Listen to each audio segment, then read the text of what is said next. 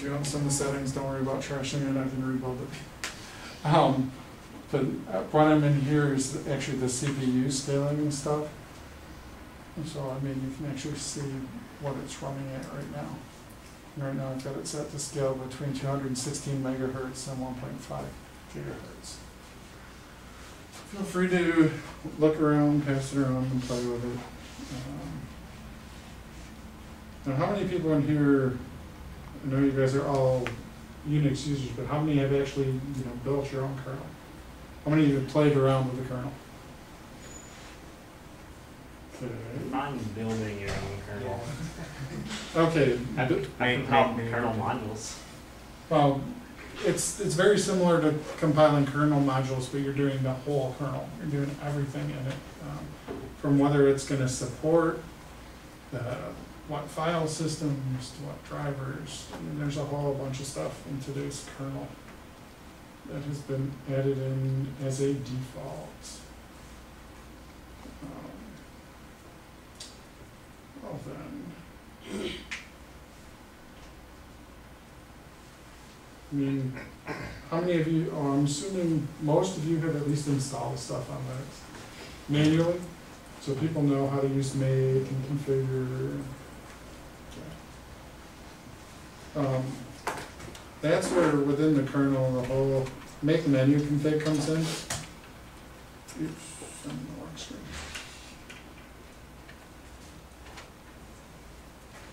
I mean, on your Linux systems, if you download the kernel and actually go into the kernel default directory, I mean, I'm actually going to do that too.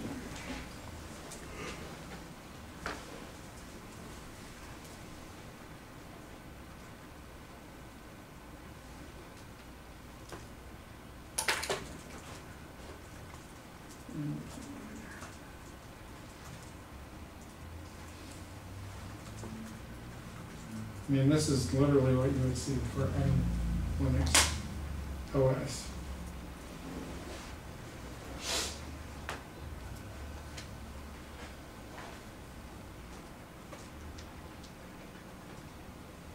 So after you make your config, literally just like any other thing, you're just going to type make and it's going to compile it.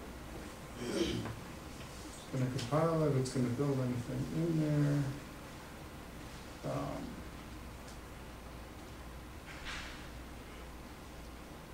So only a few of this. How many people are interested in rooting their phone?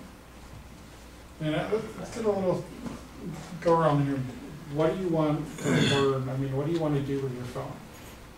How is it helpful to you now? How wouldn't, what would you like to learn that would be helpful for you to use your phone more?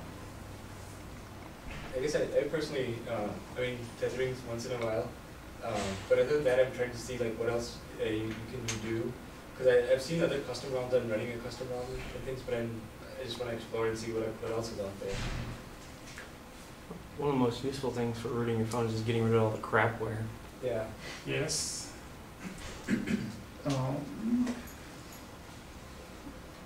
Who's got my phone? It's right over It's there. over here. It's I'll go into that. Yeah.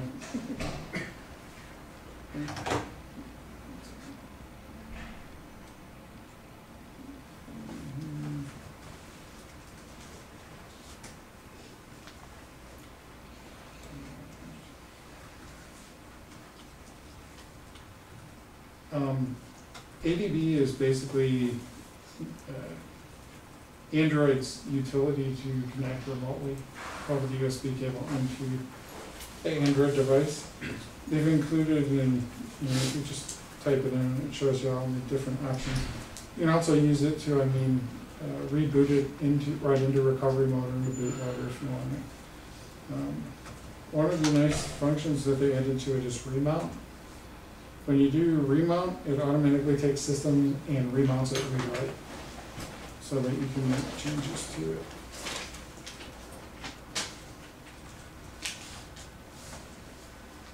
And I will show you guys this later on, but because I need to reboot into Windows to really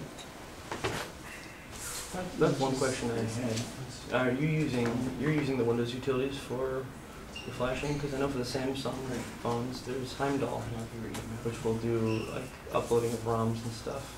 I am actually, when I'm connecting to the phone, I'm using just the default Android tools. I've got them on both Windows and on Linux. Okay. As far as the actual bootloader in it, I've replaced my standard one with Clockworks, Yeah, so which also allows you to back it up. It's a very handy thing as well, so you can do full backups. In Android, if you want to learn to really customize things, in the system framework directory is your framework res.apk. All APKs, which are packages, anytime you install a package from the market or something, it's coming in the format of APK. APK is also a zip file, and literally you can just unzip them. In fact, I've got one here that I already did. The framework res that's sitting in here, this framework res APK.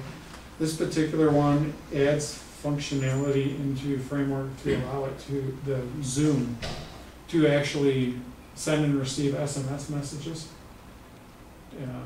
and phone calls, which is ironic because I've gotten a number of wrong phone calls to my Zoom, and I've been working on several developers with it. We haven't got the audio working for it yet, so it's really awful. I'll be sitting there and all of a sudden my Zoom will come up, and I mean, it's a standard Android phone, and looks really weird. I can't imagine holding that up to my ears.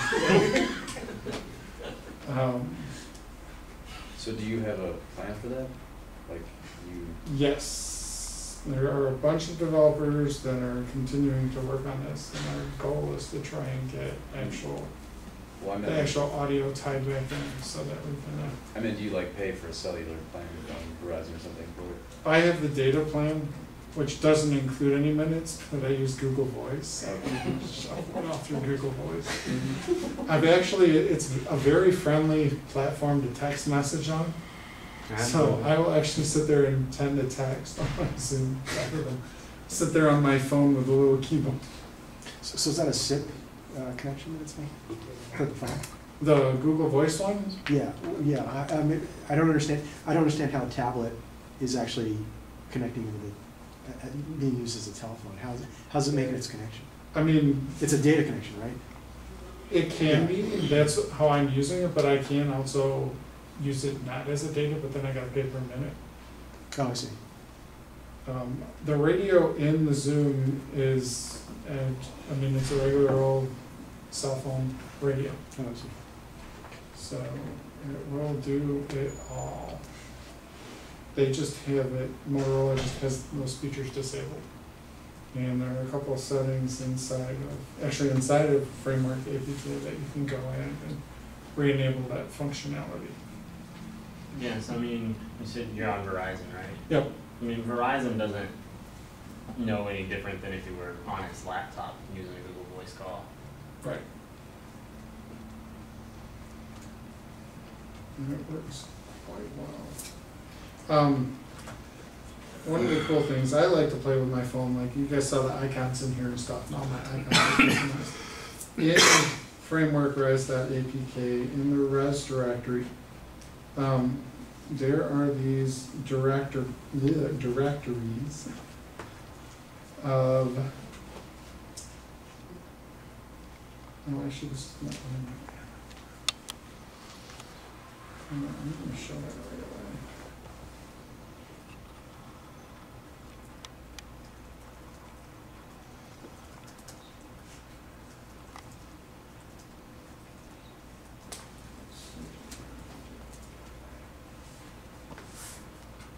See, before I go there, I built my kernel just like I would any other one.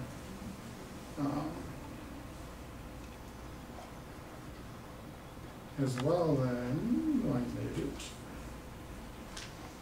then what you would want to do is actually take and make it into a boot image.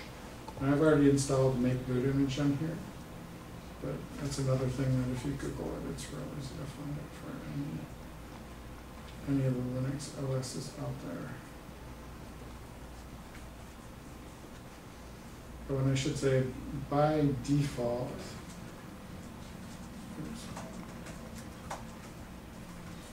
it's going to put your image file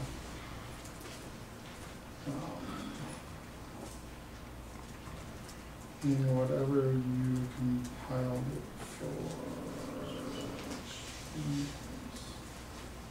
It's going to put it in this ArchArm boot Z image.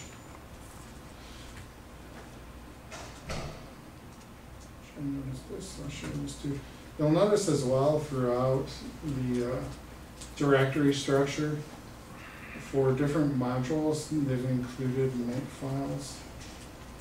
So you can actually as well make individual modules.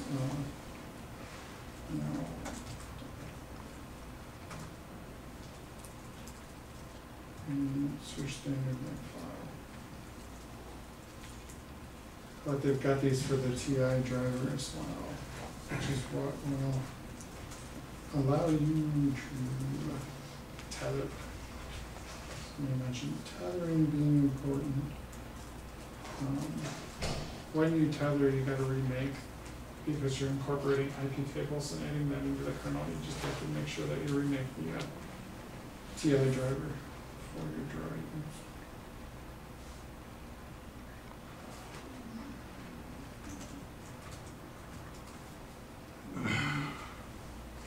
But you wouldn't need to do that on stock, because tethering is built in. On a stock droid? Stock Android. It depends what phone. It's not built in on all phones. On some phones it's disabled. Like on the standard droid. But the droid has Motorola stuff. It doesn't have stock Android from Google. From my understanding anyway. It is the stock Android kernel. Okay. I mean, it's kind of a gray area. All Android devices are running, in essence, the stock Android kernel. It's just what features have been enabled and disabled by the manufacturer when they build Well, I guess their image and lock it down. it's available via the GUI in the stock. On the droid, it is. I know, I'm not talking about the droid specifically, I'm talking about on Android. If you go to the Google website and like download Android, Yes. then you will get the ability to tether. Yes. Built in. Yeah, like it's on a Nexus S. It is, but like the default config that you download is, it's not going to be enabled. Oh, okay. You have to, by default, when you first download it, and then if you use just like a generic config, it won't be enabled because part of Google's thing is they want this to work on all devices. So their default is they have it absolutely as light as possible. Because I think ext3 as well, unless they've changed that recently, is another thing that isn't enabled by default. And you just have to go in, and like I said, you just go in and make menu configure. Edit So in that config file. case, is the GUI looking at the modules to present what's available, or would that just like be a GUI option that wouldn't work? No, all those options are available. Because it's taken from the full Linux kernel, and the full Linux kernel is there. I mean, when you're building it, all the options are specified in that .config file, or when you go in and make menu config. And that just determines all the code is there for every single module in there. It's just what's turned on and what's turned Right. off. But what I'm saying is, when you go into the wireless and network settings and you see tether, if you're on a kernel where that module's not there, is the GUI utility actually, parsing to see what's available and then presenting you the options based on what kernels are available, or is that just going to be there and do nothing? Not necessarily. You can download and install a wireless tethering app, and it can, if IP tables, for example, isn't configured into your kernel, it's not going to work. it may say that it's working, but when you try it, it's not gonna work. And the reason that you have to have IP tables in particular to do